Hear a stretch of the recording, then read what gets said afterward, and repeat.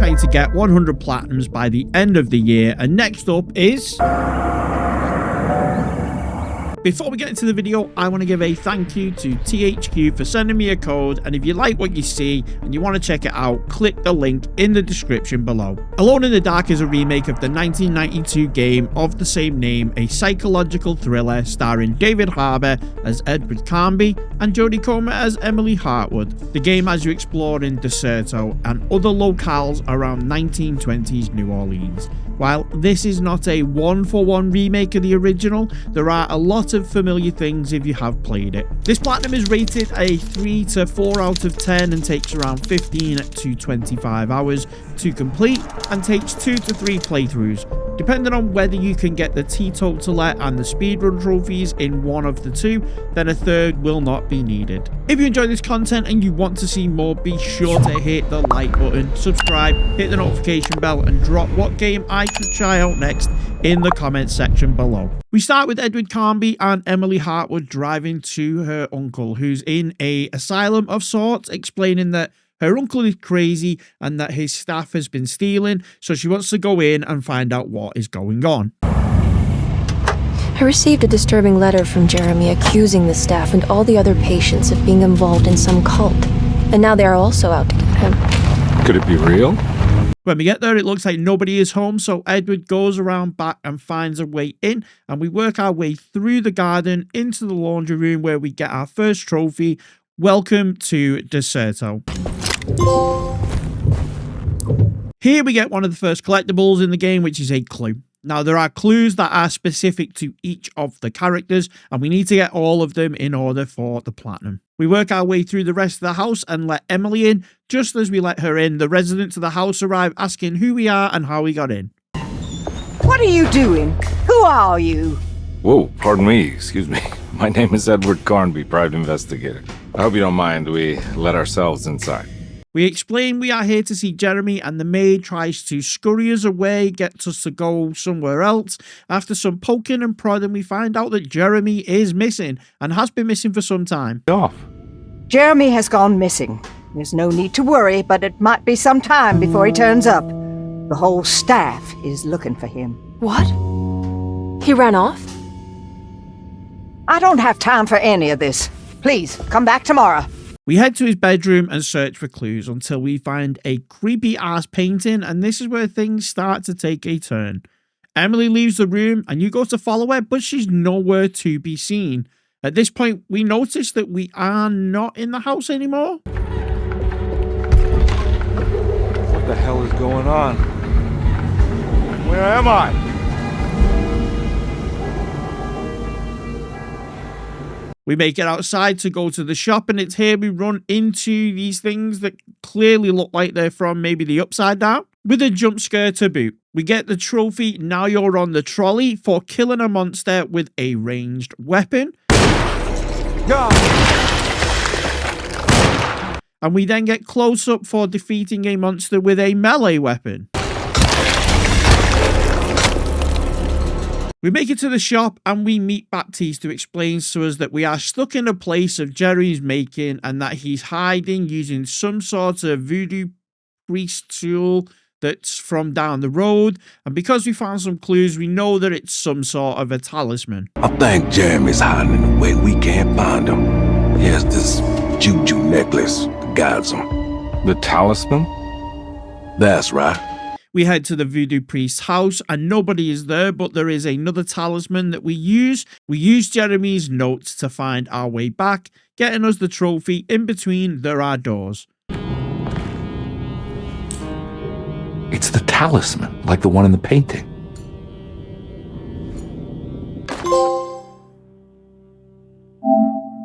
We somehow come out of the door in Dr. Gray's office, where we try to get some more information on him, but the doctor says he can't help. Now that Baptiste has given you the keys, you can explore the house some more and unlock some of the doors you couldn't previously, finding some clues all pointing to a weird-looking clock at the top of the stairs and a panel on the boiler, with both of them having familiar little indents in them. First, we get the parts for the clock, and when we put the pieces together and match them all up, completing the puzzle, it gives us the coordinates for the talisman along with the next trophy, on the mend for putting the talisman socket back together.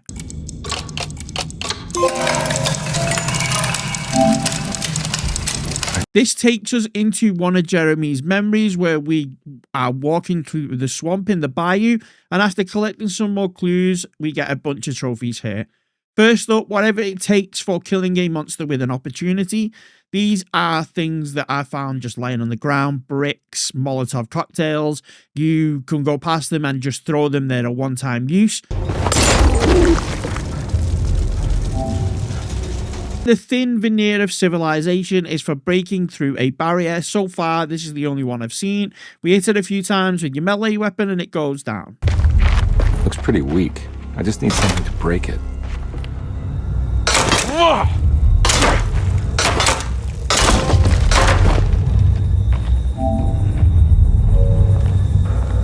And then we get Bonfire Night for killing a monster with fire. Self-explanatory.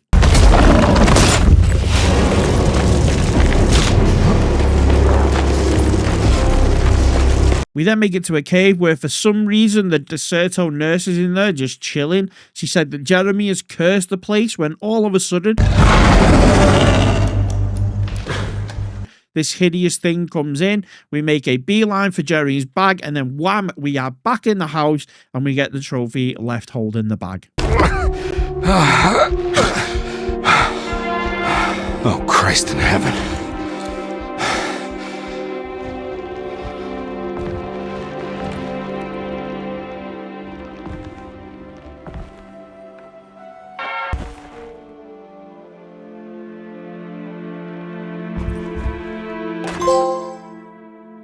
There are these things called laginape, something like that. Sets. Basically, they're the collectibles, and they expose secrets within the house. Each are broken up into sets of 3.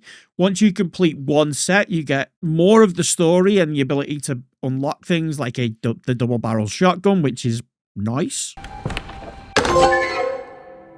Next up, we fix the sockets that is attached to the boiler, and this one transports us to a cemetery. With our newly acquired shotgun, we get it out and get hard-boiled for killing a monster with a shotgun.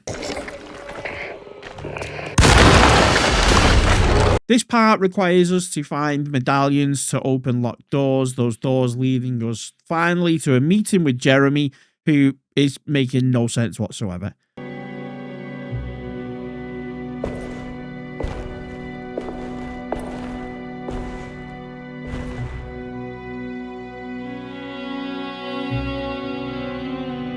Please don't touch her. Jeremy. What are you doing here? Everyone's looking for you.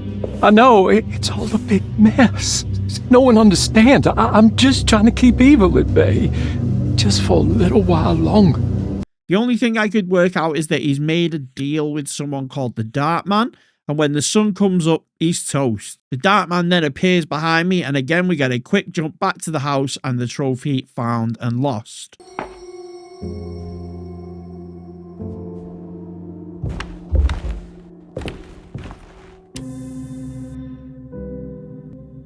I've seen so many strange occurrences lately. Memories explode into existence and then burn out like tired glass bulb filaments.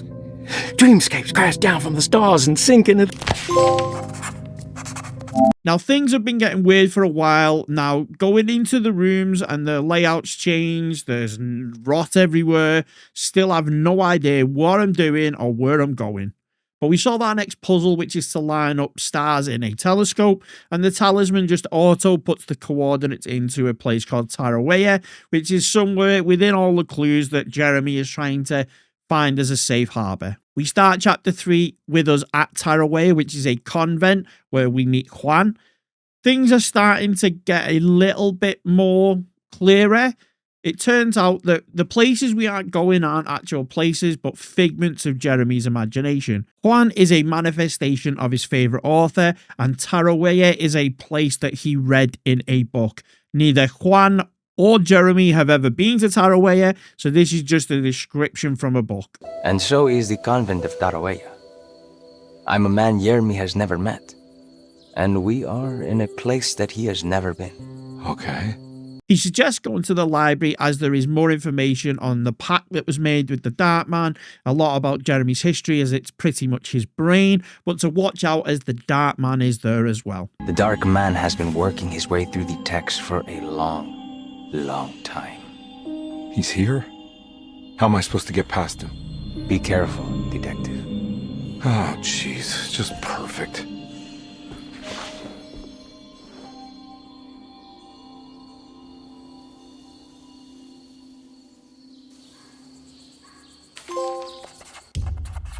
We work our way through the library when all of a sudden...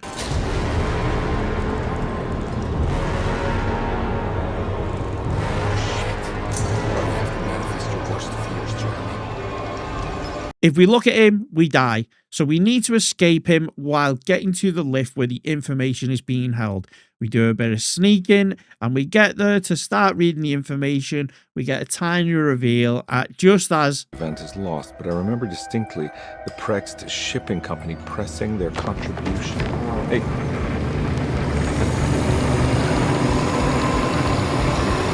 Juan saves us and the lift somehow takes us to the bar where Ruth, one of the house guests, is enjoying a drink. We get a little bit of other information to help us with the Darkman, where we are then somehow immediately whisked away to the port.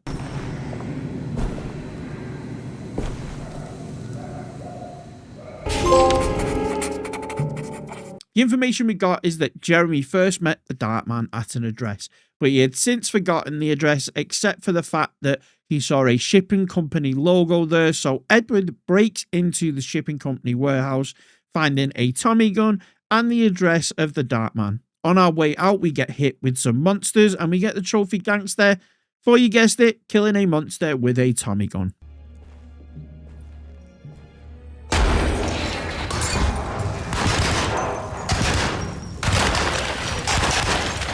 When we get to the Darkman's address, Jeremy is here and we find out that the Darkman is a pharaoh or he's some sort of magician that scared Jeremy and has somehow become real in his mind. Edward is trying to get the pact unsealed. Honestly, I can't tell what's going on. One minute he thinks he's crazy and the next minute he believes it and he's going to try and get this pact broken for real. Like, I've got no idea what's going on. We use the talisman on the sarcophagus and we somehow end up in Egypt where we get the trophy Losing My Mind. Well, tell me about it. We go into the temple and complete this Tomb Raider-esque puzzle in order to find the contract, which, from describing, is clearly Jeremy's medical file. Acknowledge psychological trauma, break through barriers of self-deceit, temper manic behavior. These are the Dark Man's terms. The contract. I'm guessing the Darkman is Dr. Gray, and Edward is also a patient, kind of like a Shutter Island kind deal, but this is just a guess so far. We wake up in the attic, and Emily is there. She's found a little bit more information, but has a feeling Edward's losing his mind. Don't we all? We get the trophy Where I Belong for returning back to Derceto. We search the house looking for more clues and ways for Jeremy to get out of his pact. But it's become clearer and clearer he's just crazy. We find x-rays and reports pointing to why Edward is just seeing these things. We end up following the clues up back to the attic and come across a cutscene. Maybe a memory, maybe a hallucination, but we get the trophy. Nobody knows what's happened here. So I wrote that last part as the game was playing. Since I've played this, I've done a bit of reading on the original game, and in the original game, Jeremy is actually already offed himself. He's hung himself in the attic, which the fact that in the cutscene he doesn't do it, probably it's like an Easter egg maybe, I don't know. We complete yet again more puzzles and again take another trip, this time to a steamboat that has crashed. We've got to get it going again and make another transition. We fall into what looks like a session with Jeremy, but having some sort of episode where the doctor then sends you on your way. Getting the trophy therapy makes it worse. Again, this is just getting weird. I'm gonna go look for Jeremy. Good. Let me know if you find him.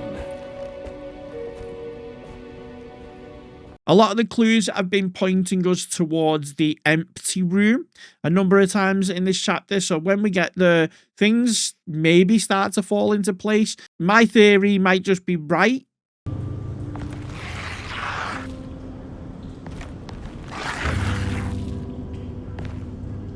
I know that number. Where's that from? I did this. I wrote that.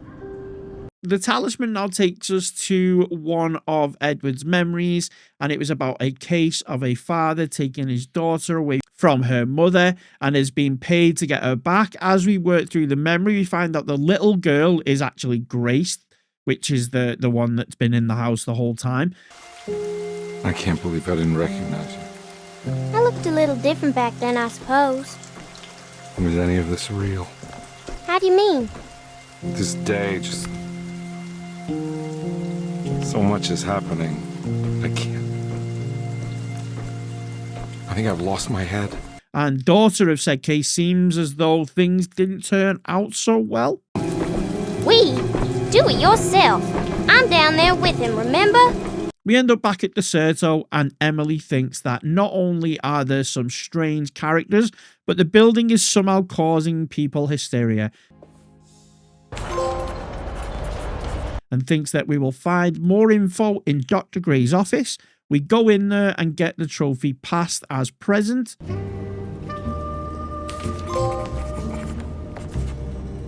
We follow some more clues, and we are now in the Arctic. The trophy frenzy pops. Goodbye, Miss Hartwood.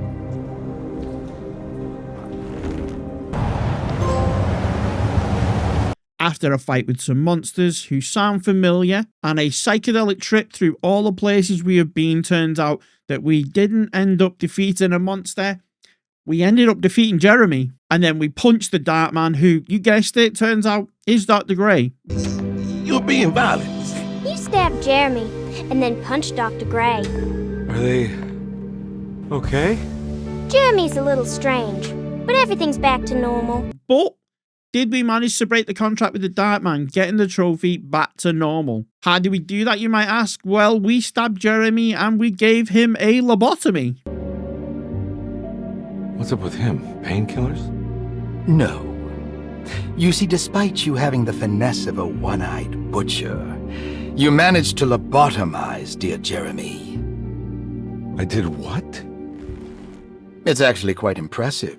It's not like I hadn't considered it myself. I just wish Jeremy could have been helped without reducing his personality to that of an oyster. But he's gonna live. Of course. As long as someone keeps feeding him, he'll outlive the best of us.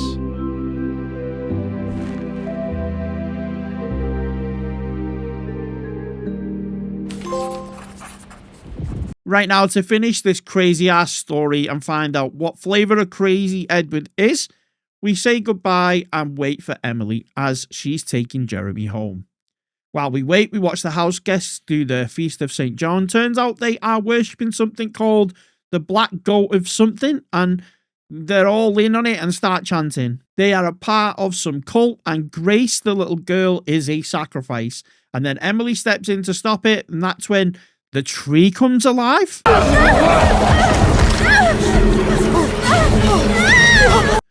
And we have to deal with it. After a battle with the monster, we finish the story with Edward, Emily, Jeremy, and Grace all leaving New Orleans.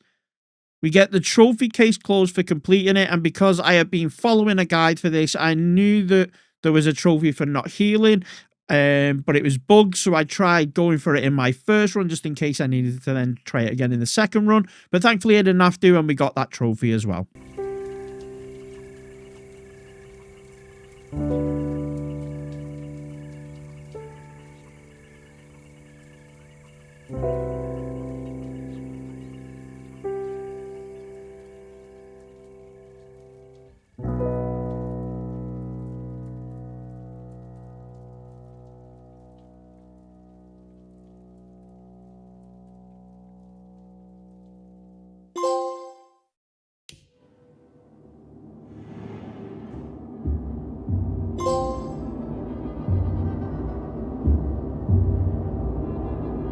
With Edward's story out of the way, it was time to get Emily's while also trying to get the speedrun trophy for completing the game within 3 hours. I still needed to get the Chatterbox trophy, the Librarian trophy, the last of the collectibles, and because some of them are only obtainable with Emily. Now, Emily's story is pretty much the same as Edward. You try to expose the same story of what is going on in Derceto. I was thinking maybe there would be a different point of view with similar to Resident Evil, where it's the same map, different parts of it, and you do different things. But a lot of the missions, a lot of the steps, everything is the same. But it's now Emily who's getting affected by the house and not Edward, which also then leads into some of the cutscenes giving you a little bit more sane information so you can gather a better picture. We get the trophy for playing for 8 hours in Chapter 2 of Emily's playthrough. Chapter 4, where we find the empty room, is where this playthrough differs from the first. To begin with, the writing on the wall is different, as is the save combination, pointing it to being Emily's room and not Edward's room. And the memory is not Edward's memory of the case, but Emily going through World War I trenches and uncovering secrets she's kept buried for a long time. It's here we get some of the collectibles we've been missing, getting Librarian for reading all the clues. Closing the refuge. Look at all this free stuff for finding all of the Lajinape. We get the trophy for unlocking all of the doors. And finally, we get I abandoned him for uncovering Emily's secret.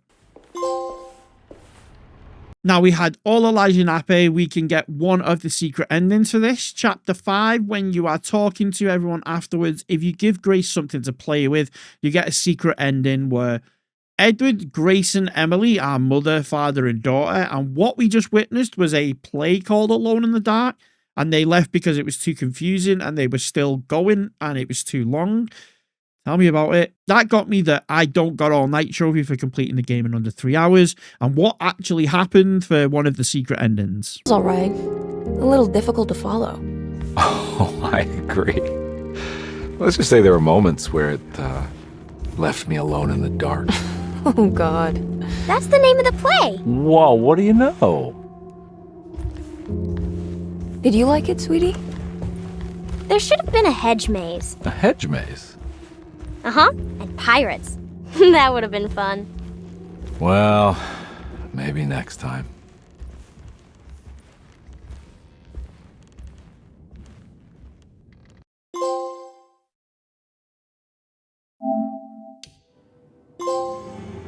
The Radical Acceptance Trophy is for submitting to the Darkman. To do this, when you're in Dr. Gray's apartment getting the furniture key, you see an oil painting, you can wipe away the paint, and once you then defeat the monster in the Arctic and the cutscene where you're back in the house, the Darkman approaches you, you use the sign of submittance, and then wake up in a tomb surrounded by Grace, Ruth, and some masked men, and it just ends. Where are you, Emily? I'm in his temple. Why? It's what I see when I close my eyes. Are you afraid? No. Not anymore.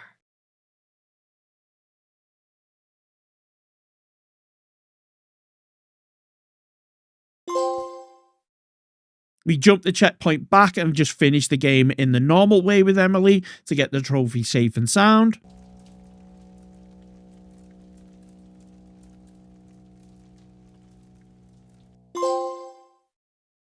Now, it was in the first playthrough of Chapter 5 of Emily's run that I thought I was going to get the Chatterbox trophy for talking to everyone possible. Turns out I didn't, so now I'm going to have to try and backtrack and work out where I went wrong. I had a quick look online in some forums, as I did not want to have to do like 2 new full playthroughs. So I found out that if you watch the secret ending in the attic, it doesn't register as the game glitches and thinks you've finished it because it's technically an ending. Thankfully, I saved at the start of Chapter 4 for both Emily and Edward, and I still had the save. And that's sort of where you do the secret ending at that point. So I booted up Emily's run, got all the way to the end again, no trophy. I booted Edwards up. Finally, thankfully, I just had to get to the point where you were in Dr. Gray's office and talk to Emily. I don't know why, because I did that 2 times before and it didn't pop, but I'm guessing I must have had to go further back, as there may have been one I missed. I don't know. And then while I was doing that chatterbox ending for Edward, there was one more secret ending left. And for this, you need to finish all the world stage Lajanape and place it behind the tree. And when you get to the very end, as Emily is shooting Baptiste's leg, you have some sort of epiphany or mental breakdown, and that's where you think you are chosen and you needed to bring Gage to the tree, etc. And Edward goes full-blown nutso and Emily runs away. I get it now. She needed me to break the pact. She needed me to bring her grace. I did everything for her. I just realized I belong here. I'm one of her young. What are you saying? You'll have to run, Emily. You'll have to run!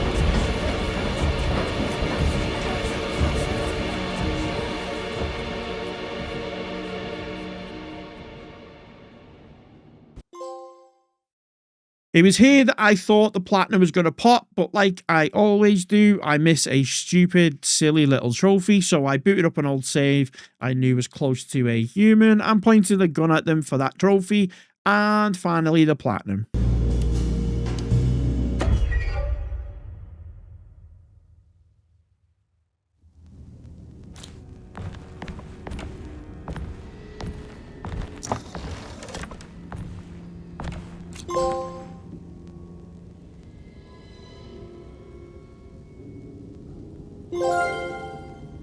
Now, I'm not really a horror or thriller gamer normally. Sure, I like the movies, but I've never really found games in that genre interesting. But this game made me want to find all the clues, not just for the trophies, but to find out what was going on about the story, try and find more information, and work out what the hell was going on. I think it did an amazing job of telling a story, keeping you on your feet and wanting to play more. And also not making the second run through as so tedious. They changed up some of the clue spots, conversations, tailored the memory sequence to each character, when they could have easily gone down a boring route of just playing everything the same. The endings were just as weird. I have no idea which is the right ending, and they're all just as balmy as the next one. Honestly, if you're into these types of games, I would put it up high there, as it's one of the only types of those games that I've wanted to play for longer than an hour or so. Anyway, is this in your trophy cabinet? Do you have plans to pick it up? And again, remember, drop some suggestions of games down below in the comments. And until next time, we'll catch you all later.